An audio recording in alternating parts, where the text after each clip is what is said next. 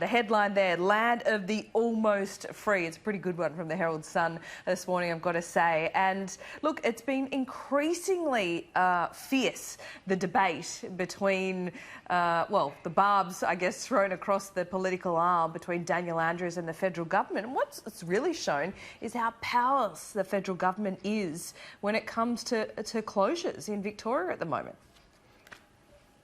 That's right. I mean, we saw at the beginning of the pandemic, the National Cabinet process was really a way for Scott Morrison to try and have as much influence as possible and give himself as much authority as possible. But at the end of the day, the actual power lies with the state governments, which has meant that the federal government has increasingly not gotten its way.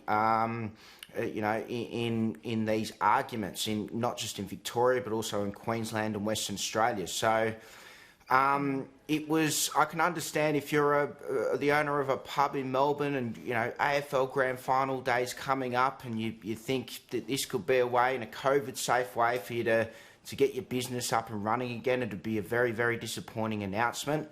And we've seen the Treasurer, Josh Frydenberg, in your interview with him just then, he didn't miss, said it was a callous indifference, I think was the words he used towards small business owners. So I think we're going to see this continue to play out. The gloves have come off in the political sphere, also at the federal level.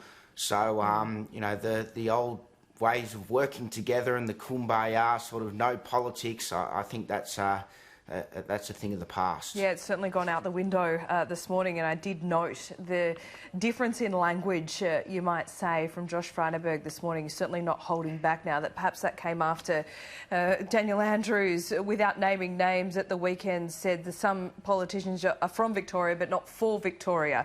Very interesting indeed. Let's look at the Courier Mail. There's a few political contests going on at the moment. Give me the job, but you'll have to just trust us on yours. This is a really great piece from Jessica Marslek at the Courier Mail, because we saw both parties, both leaders in Queensland, have their campaign launches at the weekend, and you know, they were full of great pithy one-liners, as we usually do see. But as Jessica Marslek points out, there was no detail from either of them.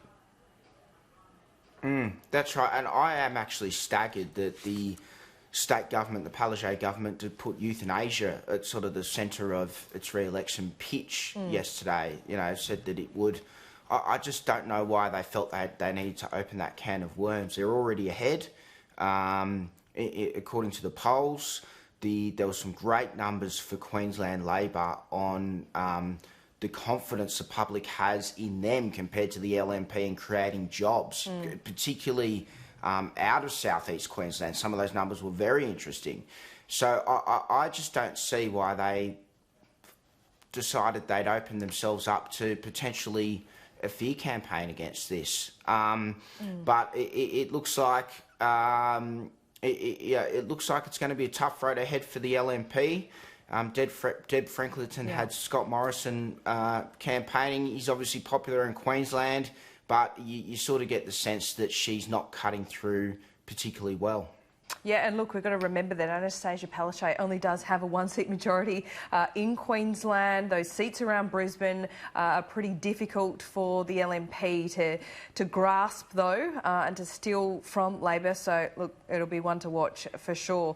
Queensland election and then the US election closely followed. But we'll get to that in just a moment, because we've got a bit of good news this morning. RM Williams back in Australian hands. Andrew Forrest has bought it. I remember a couple of months ago he did flag buying Virgin Australia. Well, he hasn't gone that far, but he has bought RM Williams and he's back in Australian hands. Is this a bit of a sign, Greg, that business leaders got a bit of confidence about where it's all headed?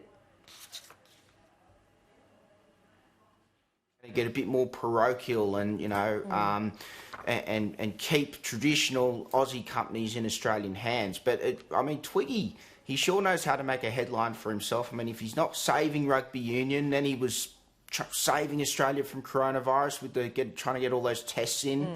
And now he's bringing this legendary bootmaker back into Australian hands. So he flags plans to expand it. So hopefully that'll create more jobs in Australia and in South Australia. But I think everybody likes the idea of great Australian brands being owned by Australian interests. Rather, I think there's always a sense of people get a bit uncomfortable. I mean, it's the world we live in, it's the market we live in, but people do get a bit uncomfortable or a bit sad when, our great brands are owned from overseas companies. Yeah, R.M. Williams first, then we'll have Vegemite next. Perhaps that is on Andrew Forrest's radar as well. Let's look at the Australian newspaper just last of all. This story from Sharry Markson this morning. If Trump loses, he'll be back in 2024. That's according to Steve Bannon.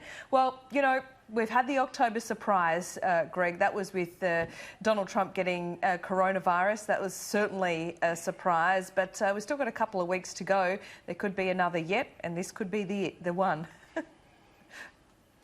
Yeah, well, Bannon's effectively saying that it looks like the fake news is playing down Trump's chances of winning, but so he probably will win. But if he doesn't, he'll wreck the joint. And this could be a way of telling people that if you don't vote for Trump, it's going to be a long process of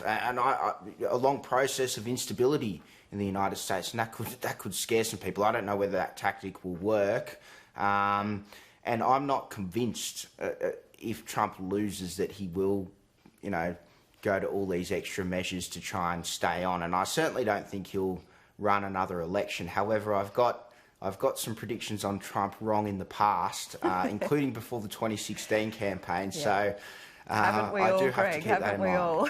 Yes, we certainly have. And look, I don't think you're alone in all that. The polls were all pointing to a Hillary victory. They're pointing to a Joe Biden victory this time around. So we've got to take them all with a huge grain of salt.